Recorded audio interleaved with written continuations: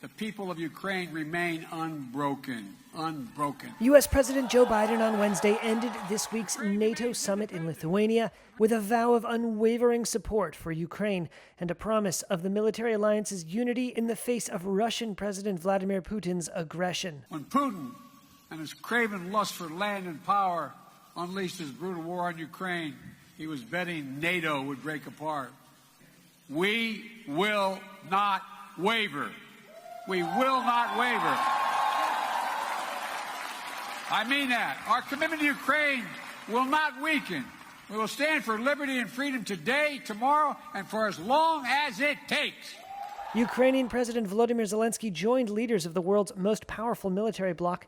Ahead of meetings Wednesday, he'd argued emphatically his nation needed membership in the alliance. For that, though, he will have to wait. NATO members, including the United States, said that Ukraine could not join NATO in the midst of a war, but that it could win membership once the fighting was resolved. I look forward to the day when we're having the meeting celebrating your official membership in NATO. Thank you so much for this help. At a meeting of the two leaders, Zelensky thanked the U.S. and its citizens. You spend this money for our lives, and I think that we save the lives for Europe and for all the world. At a press conference, Zelensky called the summit positive, saying it was unambiguous that Ukraine will one day be in NATO, and he's leaving with more than pledges. Zelensky thanked German Chancellor Olaf Scholz for supplying additional launchers and missiles for the Patriot air defense system. The arms cannot come too soon.